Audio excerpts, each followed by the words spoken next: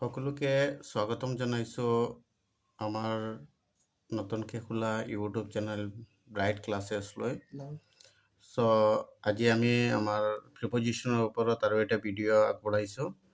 ভিডিঅ'টো খুব ইম্পৰ্টেণ্ট, চবে চাব। তো কম্পেয়াৰ প্ৰথমে আমি আগবঢ়াইছিলোঁ ডাই, তাৰপিছত আৰু নেক্সট ভিডিঅ'ত আমি আৰু বহুকেইটা প্ৰিপজিশ্যনৰ বিষয়ে আগবঢ়াইছিলোঁ। আজি আমি আগবঢ়াম কম্পেয়াৰ। তো কম্পেয়াৰৰ লগত সাধাৰণতে দুটা প্ৰিপজিশ্যন বহে, হয়তো কম্পেয়াৰৰ লগত উইথ বহিব বা কম্পেয়াৰৰ লগত টু বহিব। তো আমি কেতিয়া উইথ বহাম আৰু কেতিয়া টু বহুৱাম ইয়াৰ ডাউট আমি ক্লিয়াৰ কৰি দিম। যে সাধাৰণতে কোনো ব্যক্তি বা একেজাতীয় বস্তুৰ লগত তুলনা কৰা বুজালে কম্পেয়াৰৰ লগত উইথ বহে। কোনো ব্যক্তিৰ লগত অৰ্থাৎ কোনো এজন মানুহৰ লগত যদি চিনাকি বুজায় বা একেজাতীয় বস্তু হ'ব লাগে, মানুহৰ লগত তেনেকৈ একেজাতীয় বস্তুৰ লগত যদি তুলনা বুজায় তেনেহ'লে উইথ বহিব। ছাপ'জ Akashdeep can be compare with Salman Khan, বা আমি বেলেগ কিবা এজনৰ নাম ক'ব পাৰোঁ, কাৰণ ইয়াত আকাশদ্বীপো এজন এক্টৰ আৰু সলমান খানো এজন এক্টৰ আৰু দুয়োজনেই মানুহ, গতিকে আমি ইয়াত কম্পেয়াৰৰ লগত উইথ বহুৱাব লাগিব। এতিয়া বিভিন্ন জাতিৰ বস্তুৰ লগত যদি তুলনা কৰা বুজায় তেনেহ'লে কম্পেয়াৰৰ লগত কিন্তু আকৌ টু বহিব। ছাপ'জ বিভিন্ন জাতিৰ বস্তুৰ লগত কেনেকৈ হ'ব, এতিয়া এজন মানুহক যদি বেলেগ কিবা এটা বস্তুৰ লগত আমি তুলনা কৰি দিওঁ তেনেহ'লে কিন্তু কম্পেয়াৰৰ লগত টু বহিব।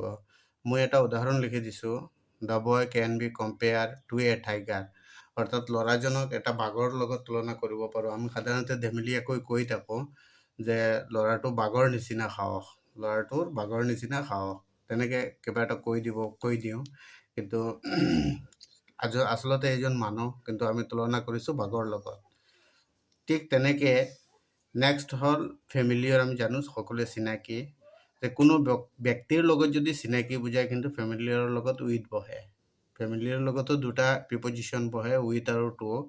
তো উইথ কেতিয়া বহিব, যদি কোনো মানুহৰ লগত তুলনা কৰা বুজায় তেনেহ'লে ফেমিলিয়াৰৰ লগত উইথ বহে।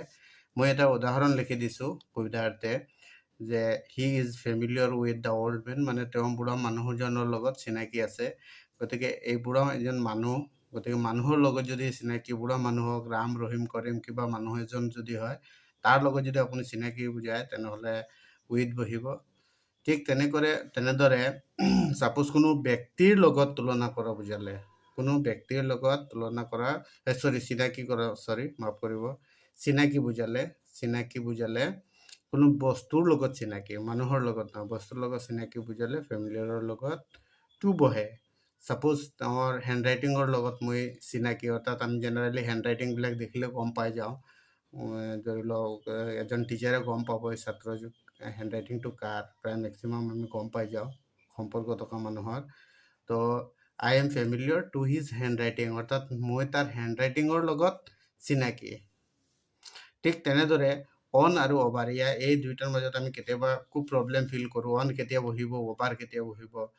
ছাপ'জ কোনো চুই বা স্পৰ্শ কৰি যদি ওপৰত থাকে, ছাপ'জ এখন বুক যদি আমি টেবুলত থাকোঁ তেনেহ'লে বুকখনে টেবুল স্পৰ্শ কৰি আছে, অৰ্থাৎ চুই আছে, টাচ কৰি আছে। তো চুই বা স্পৰ্শ কৰি ওপৰত থকা বুজালে অন বহে। মই এটা উদাহৰণ লিখি দিছোঁ, the book is on the table, the book is on the table. ইয়াত অন বহিবৰ কাৰণে কিতাপখন যে টেবুলত আছে, টেবুল টাচ কৰি আছে, চ' ইয়াত অন বহিব। কিন্তু চুই বা স্পৰ্শ নকৰি ওপৰত থকা বুজালে অভাৰ বহে। ছাপ'জ ফেনখন আমাৰ মূৰৰ ওপৰত আছে, ফেনখন আমাৰ মূৰৰ ওপৰত আছে, গতিকে আমি কি কৰিব লাগিব, ফেন যোনখন এখন মূৰৰ ওপৰত, কিন্তু মূৰটো আৰু চহি থকা নাই, মূৰৰ ওপৰতহে আছে, গতিকে এই ক্ষেত্ৰত অভাৰ বহিব। চ' থেংক ইউ। আজিৰ ভিডিঅ'টোত ইমানেই। চবে ভিডিঅ'টো লাইক কৰিব, কমেণ্ট শ্বেয়াৰ কৰিবলৈ নাপাহৰিব। Thank U.